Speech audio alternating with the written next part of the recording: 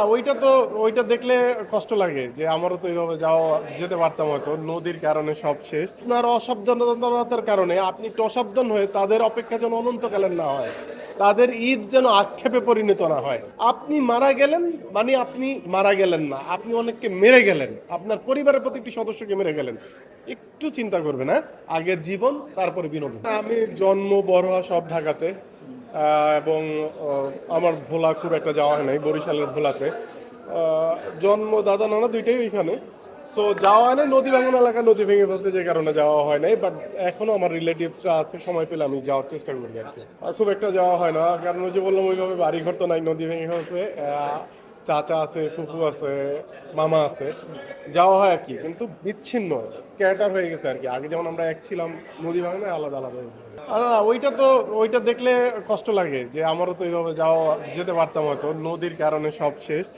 Anyway, তবে যাওয়া নিয়ে আমি একটা কথা বলি, ঈদে যাওয়া এবং আসা, এইটা আমার যারা নাটক দেখেন একজনও যদি আমাকে পছন্দ করে থাকেন, ভাইয়া এইটা খেয়াল রাখবেন, যারা আপনার জন্য বাড়িতে অপেক্ষা করছে, মানে যাদের জন্য আপনি যাচ্ছেন, যে মানুষগুলি আপনার জন্য দৌড়ে দাঁড়িয়ে আছে, সেই মানুষগুলির আপনার অসাবধানতার কারণে আপনি একটু অসাবধান হয়ে তাদের অপেক্ষা যেন অনন্তকালের না হয়, তাদের ঈদ যেন আক্ষেপে পরিণত না হয়, এটা খেয়াল রাখবেন। আপনি একটু দেরিতে বাড়িতে যান, কিন্তু তাও তারা খুশি থাকবে, আপনাকে পাবে। কিন্তু দেরিতে যাওয়ার চেয়ে আপনি ধরেন বাসায় যা পৌঁছালেন না, সেটা কিন্তু অনেক কষ্টের। অতএব আপনার যাত্রাটা এরকম হোক, আপনি একটু দেরিতে যান, সেটা না যাওয়ার চেয়ে অনেক বেশি ভালো। মানে চিরতরে না যাওয়ার চেয়ে দেরিতে যাওয়া ভালো। আমি আমার আমার আমার ঈদের জাস্ট 2 দিন আগের ঘটনা, মানে গত পরশু দিনের ঘটনা আমার লাইফে ঘটেছে। আমার খুব পছন্দ করতে একটা ছেলে, টাঙ্গাইলের রেলওয়েতে কাজ করে, ওর বাড়ি সানন্দাবাড়ি, জামালপুর, প্রায় 250 কিলোমিটার।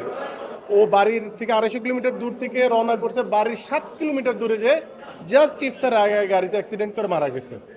এটা আমার পরিচিত, ছেলেটার নাম রাশেদ আকন্দ। এবং এই ছেলেটার ওর আবার একটা ছেলে হয়েছে 1 সপ্তাহ আগে, প্রথমবারের মতো বাবা ছেলে দেখা হবে। আমি বলতে পারতেছি না। আপনি চিন্তা করেন, যারা বাইক চালাচ্ছেন আপনার ক্ষেত্রেও এই ঘটনা ঘটতে পারে, কিন্তু ভাই অবশ্যই আবার স্পিড না, অবশ্যই তাড়াহুড়া না।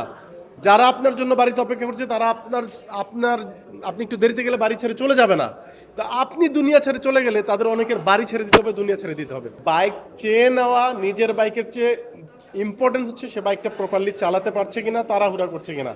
আমি রাশেদ আকন্দের কথা বললাম, সানন্দাবাড়ি জেলার স্পেসিফিক বলে দিচ্ছি, আকন্দ পাড়ার ছেলেটা। এবং তার বাচ্চা হয়েছে 1 সপ্তাহ আগে, সে প্রথমবারের মতো তার ছেলেকে দেখতে যাবে, সে দেখতে পারে নাই। আমি 3-4 দিন ধরে ওর কথা ভুলতেই পারতেছি না। আমার চেয়ে মিনিমাম সে 6-7 বছরের ছোট ওই ছেলেটা। ভাই আপনার ক্ষেত্রেও এটা হইতে পারে। সো খুব কেয়ারফুল। আপনি মারা গেলেন মানে আপনি মারা গেলেন না, আপনি অনেককে মেরে গেলেন, আপনার পরিবারের প্রত্যেকটি সদস্যকে মেরে গেলেন। একটু চিন্তা করবেন, হ্যাঁ, আগের জীবন তারপরে বিনোদন। ও নতুন কাজ মাশাআল্লাহ অনেকগুলো আসতেছে, এই ঈদে সর্বোচ্চ সংখ্যক, হয়তো পরের ঈদে আরও বেশি সংখ্যা বাড়বে, কারণ যেহেতু আমি শুধু এইটাই এখন করছি।